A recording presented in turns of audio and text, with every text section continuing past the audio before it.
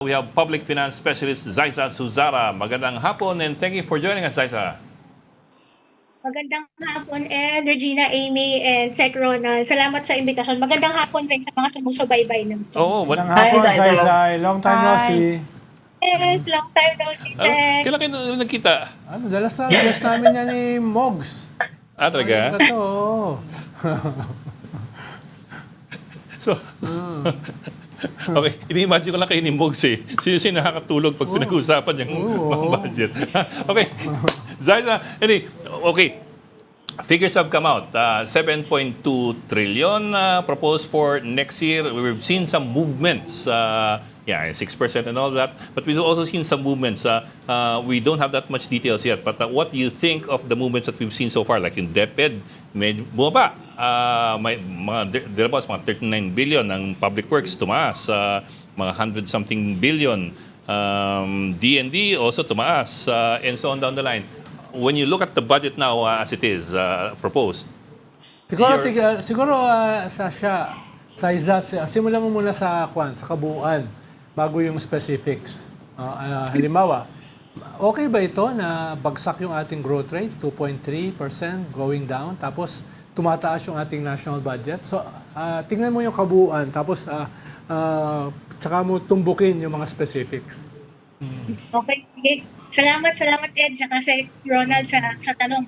Simulan natin dun sa macro fiscal context ng ating budget. So tama yung sinasabi ni Sec Ronald, no? Our budget is growing every year. So every year tumataas yan anywhere between 6 to 10%. So ibig sabihin, dahil tumataas rin ang budget, tumataas rin yung level ng inuutang natin.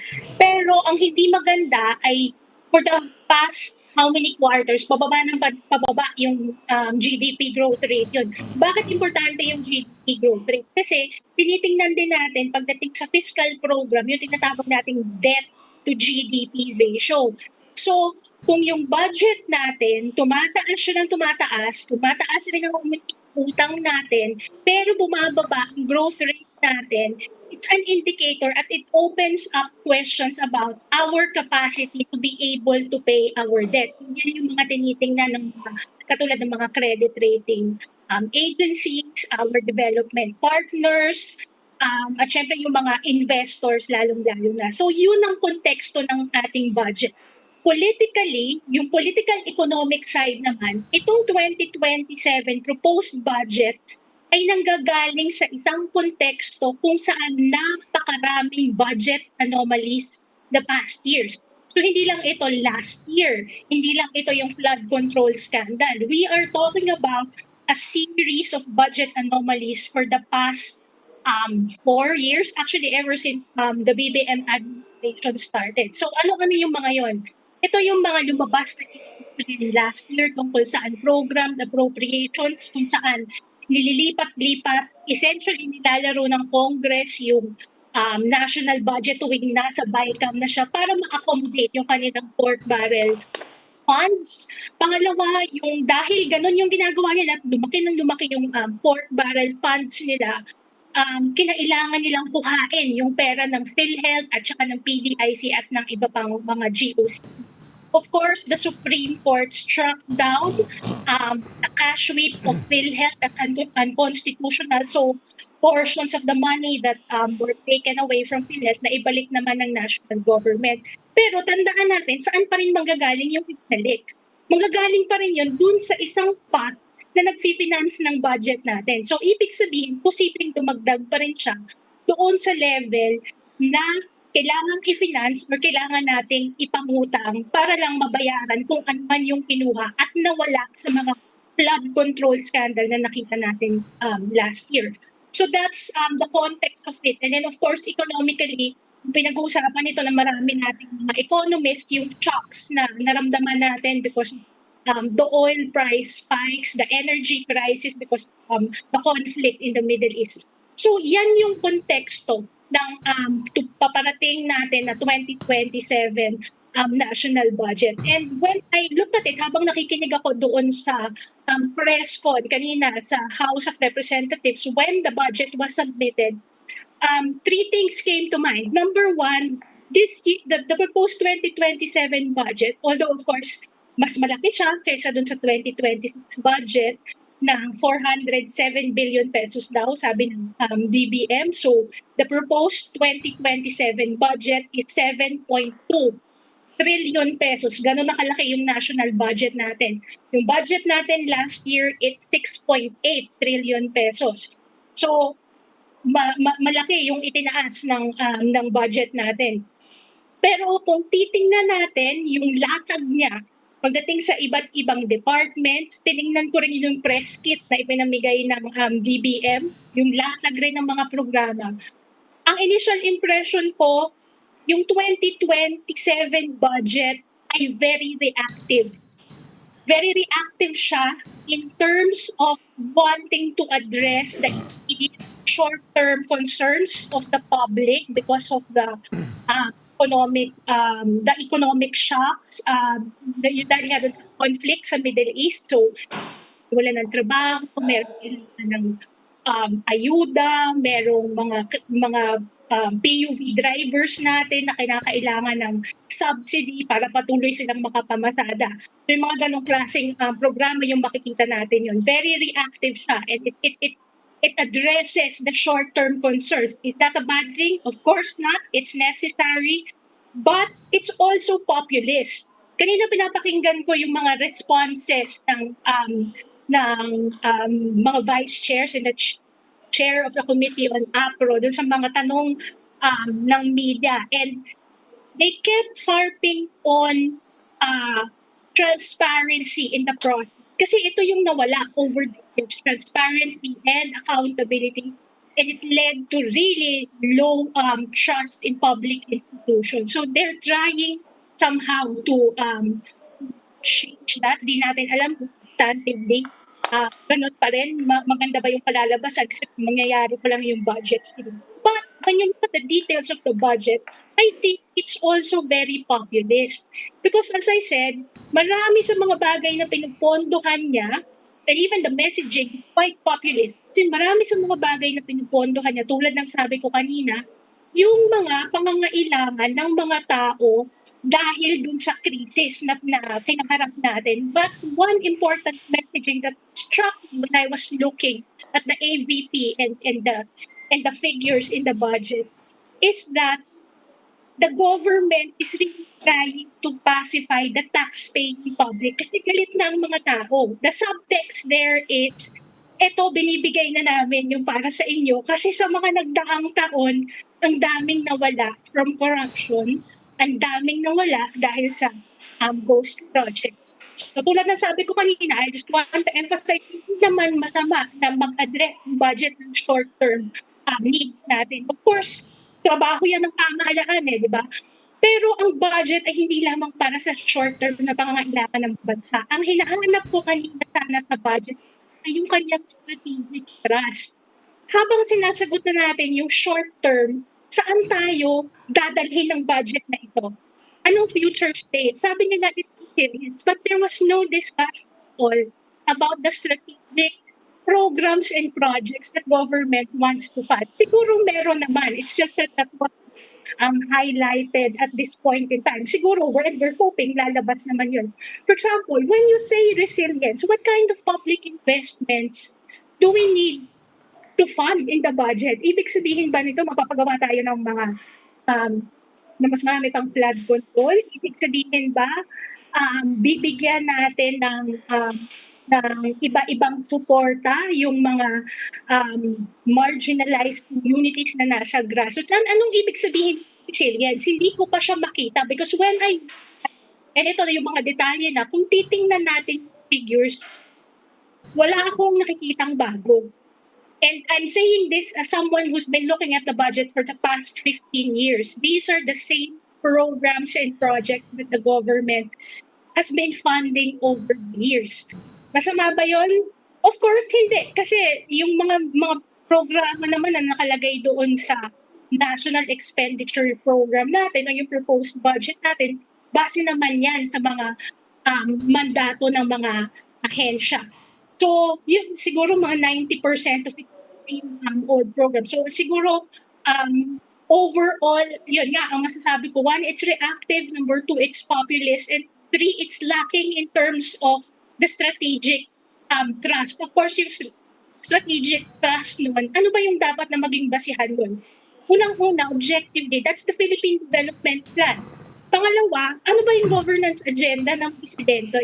Yung nakikita kong disconnect between the budget and governance. Because really, the budget is a governance. Hindi mo siya pwedeng tingnan bilang numero lang na, ito po pondohan namin. Ito malaki yung ibibigay namin for education, malaki yung ibibigay namin for health. Pero saan patungo yung bansa? Kung ito yung mga bagay na pinupondohan natin, saan tayo dinadala ng budget na pinopose ng president? So, I'll stop there for now para dun sa macro fiscal context, the political economic context, at yung first impressions ko dun sa mga nakita kong nulat.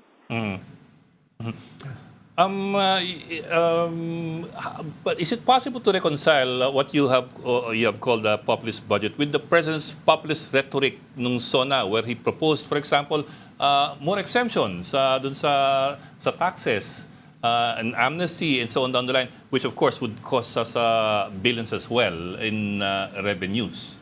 Di ba, dagdag lang doon, Zaiza, di ba logical yung ganong klaseng populist budget with a populist SONA dahil practically ang natitira na lang sa kanya isang taon. Dahil yung isang taon is practically an election campaign period na.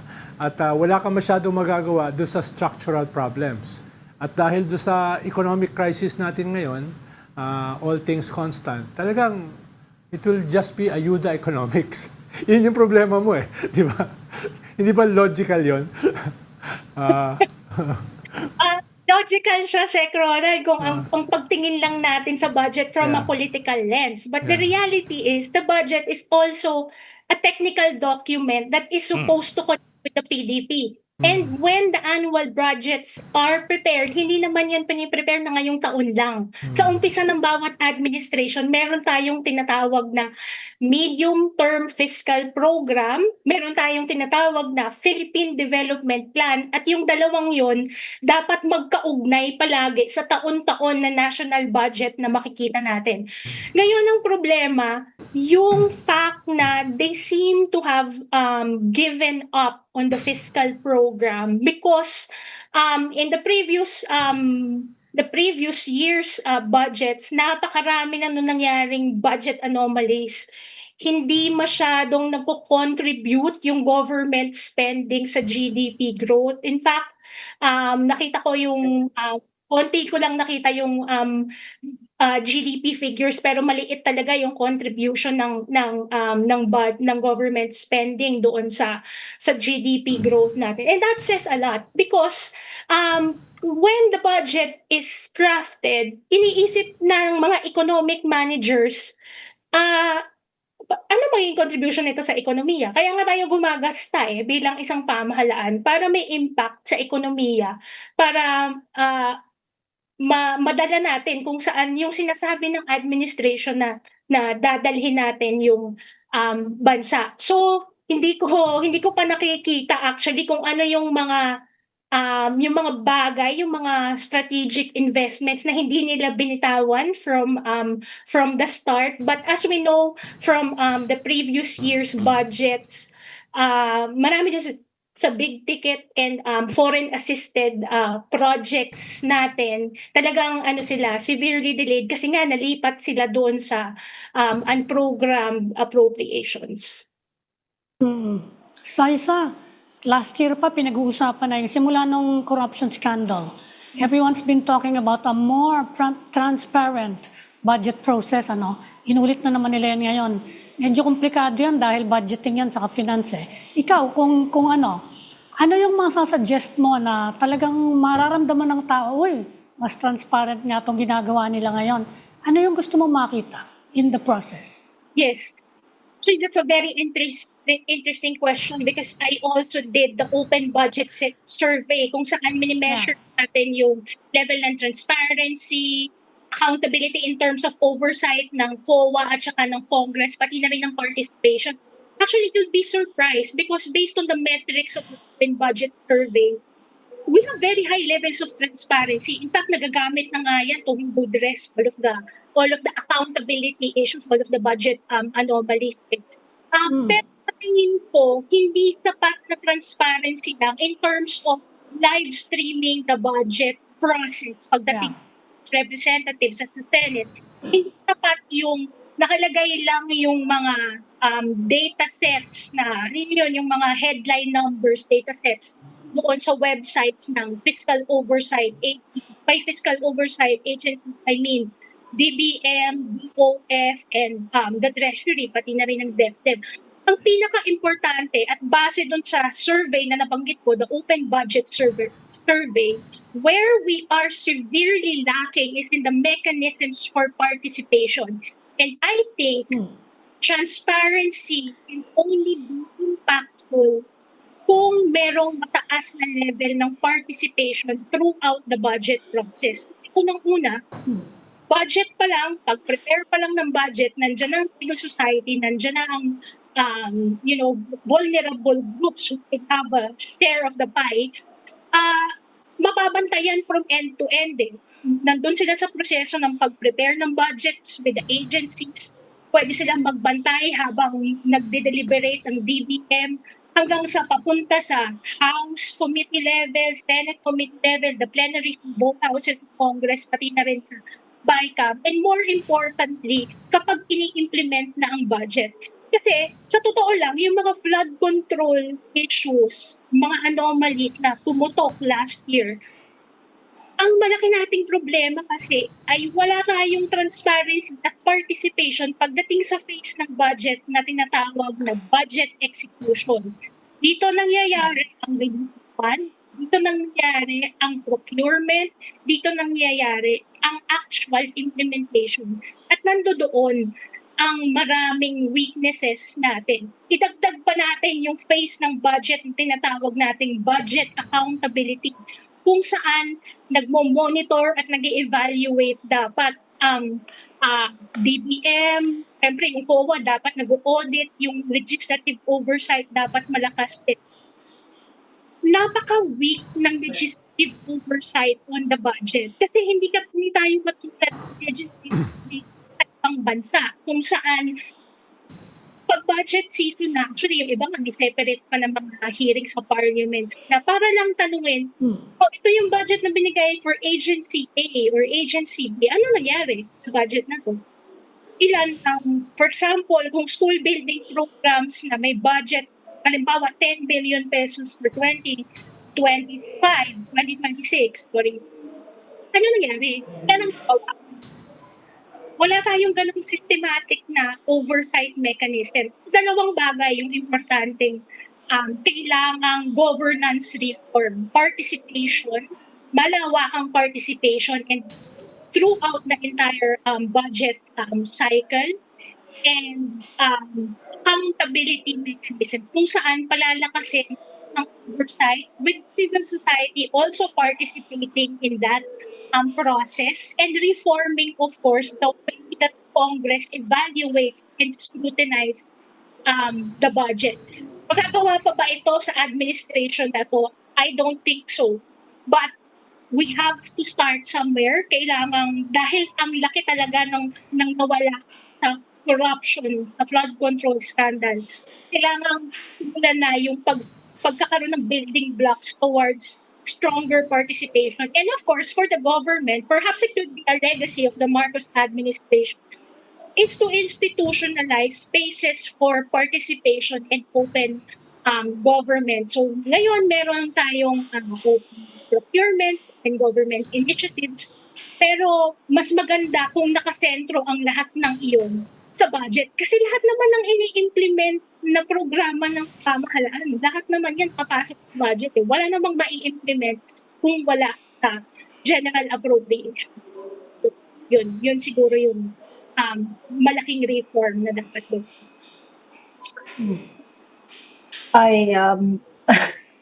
I'm not, Liza, I'm not one to speak for the government, but I think that's a really big ask. I don't know many governments around the world that allowed civil society participation dun pa lang sa crafting of the budget. So parang that's already a very tall order for the Philippines. But um, the reforms that they introduced last year, specifically under Congresswoman Mika Swansing, did that help? For example, the live streaming. For example, at some points during the deliberations, they did invite civil society members, and then it felt more transparent. Yung deliberations, yung horse trading part, wherein Congress, for example, wanted MyFIP, and the Senate did want MyFIP. So that part to us was a little bit more transparent. Did those help at least? And what's a reasonable thing that we can do now? I mean, you don't have much hope for the Marcos administration in terms of enacting big budget process reforms. But ano yung pwedeng, what's a low hanging fruit that they can take right now to make it better? I'll answer muna your first question, and I'd like to comment on participatory budgeting. Actually, participatory budgeting has been around for decades. And other countries begin their participatory budgeting processes dun pa lang sa pag-set ng macro fiscal targets, meaning how much will we spend on health, education, things like that. But of course, it's uneven across the world. But when we talk of fiscal credibility, many public financial management institutions say that that's the way to go. We do participate, so we can increase the level of accountability of both the legislatures and the legislatures across the world and the executive offices. Second question about did the quote unquote reforms last year help? Well, I would say it tempered the unprogrammed appropriation. So I guess that's a good development. Pero the proof is always in what the budget looks like. What kind of budget did we end up with last year? It's not exactly a budget that's different from all the previous year's budgets. It's a budget that had a lot of pork barrel. It's just that it was transferred to a different item, program or line item in the budget. And when did that happen? That happened despite the live streaming of the BICAM. Because when there was discussion, they couldn't agree on how much to cut from DPWH. The live stream was cut off. I remember that. Was in an executive session. So, what's the low-hanging fruit? It's to keep the entire process open and transparent. So, wala yung mga ganyang executive sessions on how much cut from this what should go to DPWH. Ahensya, of course, is DPWH, DSWD, and so I suppose for civil society, that's a more realistic ask, and open the entire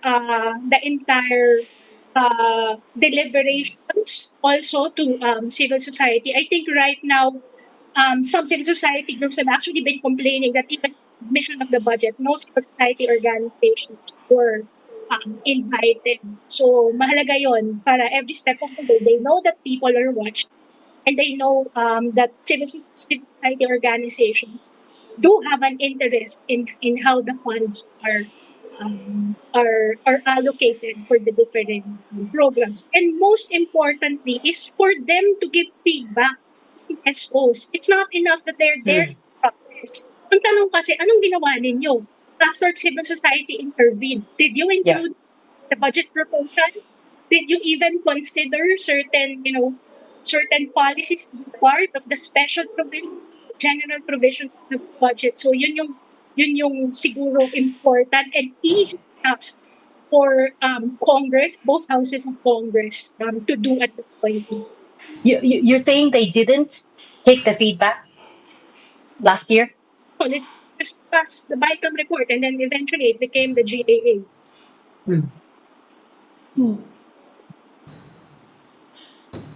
Ang sabi nila, Zaisa, nung government, yung increase na 6% or a bit more is meant to drive investment and economic transformation. from your vantage point, is there any chance that that could happen? Or is there practically a mismatch? Actually, Sec, ang sabi ni Secretary De Leon in his speech is that a large portion of that 6% increase went to three mandatory obligations. One, the salary increase of civil servants. Two, the increase as well in the salaries of the military and uniformed personnel.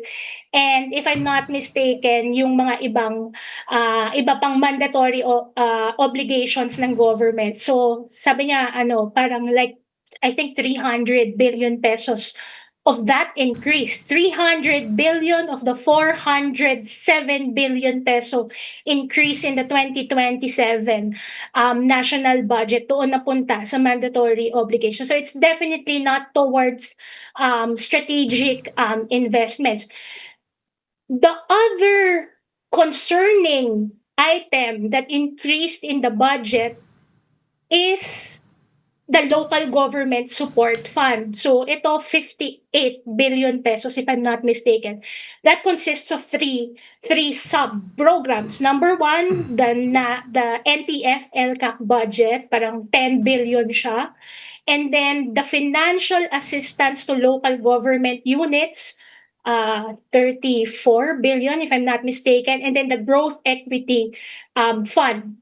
So the growth equity fund, we hope it's rules based kasi the intention behind having that kind of fund is to equalize the development of LGUs kasi syempre maraming low income local government units who despite receiving higher national tax allotments still cannot afford to invest on basic services. So yun yung idea behind the growth equity fund.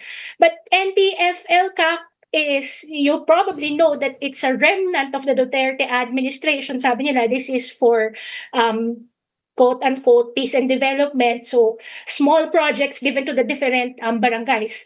Yung pinaka-concerning under LGSF is the financial assistance to local government units. And I think this is where the pork barrel funds of the legislators are now.